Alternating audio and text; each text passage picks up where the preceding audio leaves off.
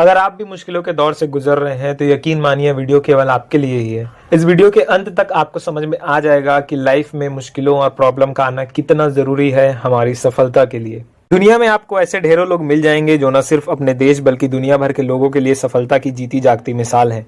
आज लोगों को केवल उनकी सफलता और उनका ऊंचा रुतबा दिखता है, मगर बहुत ऐसे कम लोग होते हैं जो उनकी सफलता के पीछे की मेहनत और संघर्ष के बारे में जानकारी रखते हैं।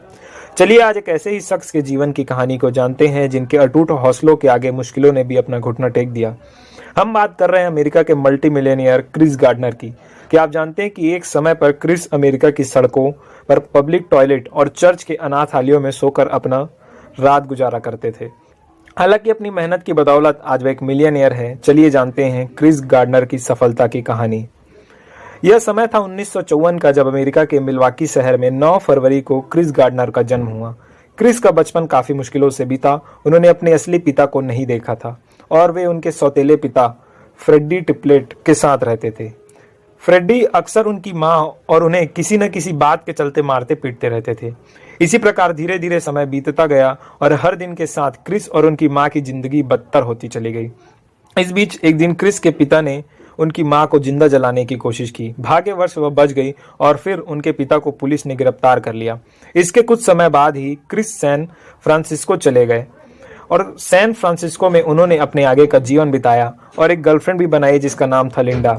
दोनों एक दूसरे को बहुत प्यार करते थे। थोड़ी ही समय में उन्होंने अपनी गर्लफ्रेंड लिंडा से शादी कर ली। लिंडा से उन्हें एक बेटा हुआ जिसका नाम क्रिस्टोफर रखा गया। हालांकि शादी के बाद भी क्रिस की जिंदगी कुछ खास बेहतर नहीं हुई थी। वह अब भी गरीबी में ही अपना जीवन बिता रहे थे। अपने परिवार को पालने के लिए एक छोटे से सेल्समैन की नौकरी करते थे।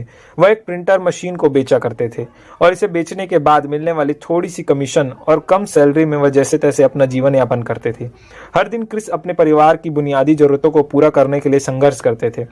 उनकी पत्नी लिंडा ने एक लंबे समय तक उनका साथ दिया, मगर अब उनका संयम भी जवाब देने लगा और उन्होंने क्रिस से अलग होने का फैसला कर लिया। हालांकि क्रिस ने लिंडा को रोकने की बहुत कोशिश की, मगर वह नहीं रुकी। क्रिस व क्रिस्टोफर को छोड़कर चली गई। लिंडा के जाने के बाद क्रिस काफी टूट गए, लेकिन वह कमजोर नहीं पड़े क्योंकि छोटे क्रिस्टोफर की देखभाल की जिम्मेदारी अब उनके अकेले कंधों पर थी। अपने जीवन को सुधारने के लिए क्रिस ने बहुत सी अलग अलग नौकरियां की, मगर उन्हें कहीं सफलता नहीं मिल रही थी। इसी बीच क्रिस के जीवन में एक ऐसा पल आया जिसने उनके जीवन को एक अलग नजरिया और रास्ता दिखाया। यह पल था जब क्रिस ने सड़क के किनारे एक सूट बूट पहने शख्स को उसकी लाल रंग की फरारी को पार्क करते देखा। उसे देख क्रिस इतना प्रभावित हुए कि उनसे रहा नहीं गया और वह सीधा उसके पास चले गए और पूछ लिया कि वह क्या करते हैं। जवाब में उस शख्स ने बताया कि वे स्टॉक ब्रोकर हैं और $80,000 प्रति माह कमाते हैं। यह सुनकर क्रिस इस कदर प्रभावित हुए कि उन्होंने उसी वक्त फैसला कर लिया कि वह भी अब अपना करियर स्टॉक मार्केट में ही बनाएंगे। अब उनकी जिंदगी का मकसद यह था कि वह भी एक दिन इसी शख्स जैसे बनेंगे। हालांकि यह सब इतना भी आसान नहीं होने वाला था। ऐसा इसलिए क्योंकि वक्त लगातार क्रिस की परीक्षा लेने में लगा हुआ था। पैसों की कमी के चलते हर दिन के साथ क्रिस और उनके बेटे की जिंदगी बदतर होते जा रही थी। यह तो सिर्फ शुरुआत थी क्योंकि बड़ी परेशानियां तो अब आने वाली थी। गलत जगह पर अपनी गाड़ी पार्क करने के चलते क्रिस पर पार्किंग का जुर्माना पड़ गया। इसे ना चुका पाने के चलते उनको एक रात जेल में भी गुजारनी पड़ी, वो भी उनके इंटरव्यू से ठीक एक रात पहले। जेल में रात गुजारने के बाद अगली सुबह क्रिस के पास इतना समय नहीं था कि वह सूट पहनकर इंटरव्यू में जा सके, इसलिए वह गंदे पैंट में सने कपड़े पहनकर ही इंटरव्यू के लिए चले गए। इस दौरान इंटरव्यू ले रहे मार्टिन फरोम ने क्रिस से पूछा कि वह ऐसे कपड़ों में क्यों आए हैं। क्रिस ने कुछ भी नहीं छुपाया, उन्होंने सब कुछ बता दिया। उन्होंने यह भी बताया कि वह एक स्टॉक ब्रोकर के तौर पर अपना करियर बनाने के लिए कितने उत्साहित हैं। क्रिस के जवाब को सुनकर वह बहुत इंप्रेस हुए और उन्हें अपने ट्रेनिंग प्रोग्राम में शामिल कर लिया। हालांकि इस ट्रेनिंग प्रोग्राम में क्रिस को वेतन नहीं मिलने वाला था। इसमें क्रिस और उनके बेटे का गुजारा कर पाना बिल्कुल भी मुश्किल हो गया था। वो अपना ट्रेनिंग लेते लेते साथ ही सेल्समैन का जॉब भी करते थे।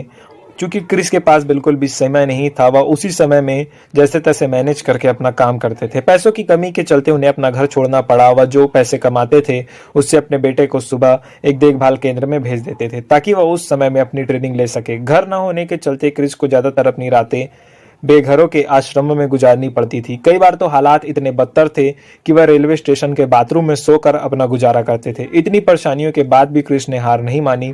वो अपने ट्रेनिंग प्रोग्राम को बड़ी मेहनत से करते थे और इस उम्मीद में करते थे कि एक दिन उन्हें अच्छी नौकरी मिलेगी और फिर सब कुछ ठीक हो जाएगा। क्रिस ट्रेनिंग प्रोग्राम में अन्य सभी लोगों से ज्यादा मेहनत करते थे। अगर बाकी लोग उसी समय में 100 कॉल करते थे तो क्रिस उसी समय में 200 कॉल करते थे, क्योंकि उनके पास उतना समय नहीं था और उनको अपने सेल्समैन का जॉब भी करने जाना होता था, क्योंकि पैसे की बहुत तंगी थी। उन्होंने हमेशा सोचा कि उनके पास हारने का कोई विकल्प ही नहीं है, उन्हें सिर्फ और सिर्फ जीतना है, और आखिरकार उन्होंने अपनी मंजिल पा ही ली। ट्रेनिंग प्रोग्राम खत्म होने के बाद आखिरकार क्रिस की मेहनत रंग लाई और उन्हें कंपनी में स्टॉक ब्रोकर की जॉब मिल गई। कुछ ही समय में परेशानियों ने क्रिस से मुंह मोड़ लिया और अपनी मेहनत की बदौलत कुछ ही सालों में क्रिस ने $10,000 से अपनी खुद की कंपनी खोली, जो बेहद सफल रही। आज क्रिस गार्डनर का नाम अमेरिका के मल्टी मिलियनेयर लोगों में शुमार है। वह कई तरह की चैरिटी चलाते हैं, साथ ही अब वह एक मोटिवेशनल स्पीकर हैं जो लोगों को जीवन में आगे बढ़ने के लिए प्रेरित करते हैं। इनके नाम पे एक फिल्म भी बनी है जिसमें विल स्मिथ ने इनका किरदार निभाया है। फिल्म का नाम है द परस्यूट ऑफ हैप्पीनेस। तो दोस्तों, इस कहानी से हमें सीख मिलती है कि लाइफ में मुश्किलों का होना कितना ज्यादा जरूरी है, क्योंकि मुश्किलें ही हमें बताती है कि हमारे पास हारने का कोई विकल्प नहीं है और केवल हमें जीतना है। और जिस दिन यह हमारे दिमाग में आ जाता है कि केवल और केवल हमें जीतना है, उस वक्त हम जीत कर ही रहते हैं। सो आई होप आपको वीडियो अच्छा लगा होगा। Thank you so much. अपना प्यार देते रहिए।